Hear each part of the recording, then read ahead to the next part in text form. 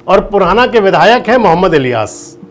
शरीर कमजोर है उनका, आजकल बीमार है, अस्वस्थ हैं काफी समय से। एक वेबसाइट पर जिसके अंदर उनके अंगरक्षक और उनके सहायक उनको पकड़ करके चल रहे हैं। जावेद मोहम्मद ने आज एक बैठक बुलाई थी कार्यकर्ताओं की, कार्यकर्ता सम्मेलन था पुन्हाना विधानसभा क्षेत्र का। दोस्तों नमस्कार, मैं संजय मग्गू और मौजूद है देश रोजाना के डिजिटल मीडिया मंच पर। मेवात का विधानसभा क्षेत्र है पुन्हाना और पुन्हाना के विधायक हैं मोहम्मद इलियास। शरीर कमजोर है उनका, आजकल बीमार हैं, अस्वस्थ हैं काफी समय से। आज भी उनका जो फोटो मैं देख रहा था एक वेबसाइट पर जिसके अंदर उनके अंगरक्षक और उनके सहायक उनको पकड़ करके चल रहे हैं। स्वास्थ्य सबका ठीक होना चाहिए, लेकिन जिस बात पर मैं आपसे जुड़ रहा हूं वो उससे कुछ अलग है। मोहम्मद इलियास के बेटे हैं जावेद, वकील साहब, एडवोकेट साहब। जावेद मोहम्मद ने आज एक बैठक बुलाई थी कार्यकर्ताओं की, कार्यकर्ता सम्मेलन था पुन्हाना विधानसभा क्षेत्र का। अब वो कार्यकर्ता सम्मेलन तो स्पेशल मोहम्मद इलियास का ही हुआ, क्योंकि ना तो वो भाजपा के हैं ना वो कांग्रेस के हैं, बीच के हैं। इस टाइम तो कांग्रेस की तरफ से विधायक चुने गए थे और भाजपा को उन्होंने समर्थन दिया। आज जावेद साहब जब बोल रहे थे कार्यकर्ता सम्मेलन में, तो उन्होंने कार्यकर्ता सम्मेलन के अंदर एक बात कही। उन्होंने कहा कि 80,000 वोटों के बदले में एक वोट दिया है। 80,000 वोट मतलब आपने 80,000 वोटर जो आपको मतदान जिन्होंने किया, जिन्होंने आप पर विश्वास जताया, आपने एक वोट के बदले में उस विश्वास के साथ में इसे आप विश्वासघात कह सकते हैं, वो किया। खुद कह रहे थे आज वो जब बैठक कर रहे थे कार्यकर्ताओं की। पूरी बात बताऊंगा आपको इस वीडियो में कि 80,000 और एक वाला ये मसला है क्या।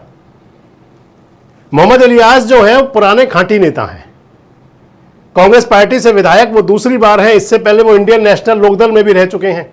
उनके पिताजी चौधरी रहीम खां साहब हरियाणा के अंदर जो 80 के दशक में 1984 से 89 वाली जो सरकार थी राजीव गांधी की, उस सरकार के अंदर फरीदाबाद लोकसभा क्षेत्र का उपचुनाव हुआ था और उस उपचुनाव में चौधरी रहीम खां चुनाव जीते थे, सांसद बने थे। उन्हीं के साहबजादे हैं मोहम्मद इलियास और मोहम्मद इलियास के साहबजादे हैं जावेद साहब। मोहम्मद इलियास के दूसरे भाई साहब भी, हबीबुर रहमान जी भी विधायक रह चुके हैं, नायब साहब भी। इलियास साहब ने इस चुनाव के अंदर जो राज्यसभा का चुनाव हुआ था अभी पिछले 3 महीने पहले लगभग, हरियाणा के अंदर 2 राज्यसभा की सीटें खाली हुई थी, उस चुनाव के अंदर अपने वोट को क्रॉस किया था। कांग्रेस पार्टी उनको कांग्रेस से बाहर निकाल चुकी है, बाहर का रास्ता दिखा चुकी है। इलियास साहब जब विधानसभा का चुनाव जीते थे तो उनका जो मुकाबला था वो इंडिपेंडेंट कैंडिडेट के साथ में था। यहां पर बीजेपी प्रत्याशी तीसरे स्थान पर रहे थे। चौटाला साहब के कैंडिडेट भी थे यहां पर चुनाव लड़ने वालों में। मोहम्मद इलियास के समर्थन में भूपेंद्र सिंह हुड्डा भी आए थे, कांग्रेस के तमाम नेता भी आए थे और कांग्रेस के सिंबल पर उनको 80,000 लोगों ने वोट किया था। और अब क्या 80,000 लोगों से पूछ करके गए थे क्या जो वोट क्रॉस कर रहे थे? क्योंकि वो 80,000 वोटर की तुलना जावेद साहब एक वोट से कर रहे हैं, यानी कि एक चोट के अंदर 80,000 वोट का आपने हिसाब किताब गड़बड़ा दिया। अब कह रहे हैं कि विकास होगा इससे। हरियाणा के मुख्यमंत्री नायब सिंह सैनी जी से मिल करके आए हैं। वैसे वो फोटो काफी वायरल थे। नायब सिंह सैनी साहब से भी मिल के आए, मनोहर लाल खट्टर जी से भी मिल करके आए। और वैसे भी अगर कहें तो अब तो उनकी सेहत खराब लग रही है, लेकिन बीच में इंशाअल्लाह सेहत भी अच्छी हो गई थी उनकी, मोहम्मद इलियास साहब की। अब बात आ जाती है कि आखिर, क्योंकि अब जावेद कह रहे हैं कि वो विधिवत भाजपा ज्वाइन करेंगे, इस बारे में भी विचार करेंगे। भाजपा और आरएसएस के लोगों के साथ उनके मधुर संबंध हैं, होने भी चाहिए। संबंध तो सभी के साथ मधुर ही होने चाहिए, लेकिन इसके साथ ही कह रहे हैं कि वो चुनाव की बातें तो अब 2029 में आएंगी। मोहम्मद इलियास साहब को लंबी उम्र बख्शे तो कहीं उपचुनाव की नौबत नहीं आई, इसलिए चुनाव 2029 में ही होना चाहिए।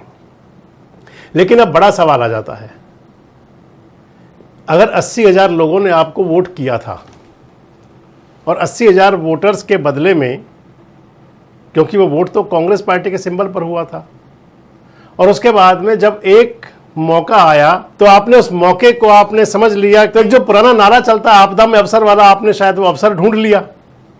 आपदा मैं इसलिए कह रहा हूं क्योंकि बड़ी मुश्किल से ही चुनाव जीत पाए थे कांग्रेस के कैंडिडेट। पूरे एक वोट से भी चुनाव नहीं जीते थे, जबकि चुनाव जीतना चाहिए था उन्हें कम से कम 10 वोट से। लेकिन बड़ी मुश्किल से 1 वोट से भी चुनाव नहीं जीत पाए थे करमबीर बौद्ध। और अगर आप उस पर अब इतराते हैं कि आपने अच्छा काम किया था, तो ये तो विधानसभा क्षेत्र की जनता मान सकती है, वही बता सकती है, लेकिन इसे कम से कम एक अच्छी स्वच्छता और शुचिता वाली सियासत के अंदर तो अच्छा नहीं माना जा सकता। वैसे आपको क्या लगता है जो मोहम्मद इलियास साहब ने किया था और जिसकी मोहम्मद जावेद अब खुले कह रहे हैं कि उन्होंने 80,000 वोट के बदले में 1 वोट दिया, बस सिर्फ 79,999 वोट उनके पास बकाया रह गए, कैसे करेंगे उनका हिसाब? और विधानसभा चुनाव जब आएंगे तो उस समय इनका हिसाब किस प्रकार से होगा? कमेंट बॉक्स में जरूर बताएं। जुड़ रहे हैं हमारे साथ, देखते रहें देश रोजाना। सब्सक्राइब करें देश रोजाना के YouTube चैनल को और नई वीडियो की नोटिफिकेशन पाने के लिए बेल आइकन जरूर दबाएं। अगर आप ये वीडियो फेसबुक या इंस्टाग्राम पर देख रहे हैं तो पेज को लाइक और फॉलो जरूर करें और ज्यादा से ज्यादा शेयर करें।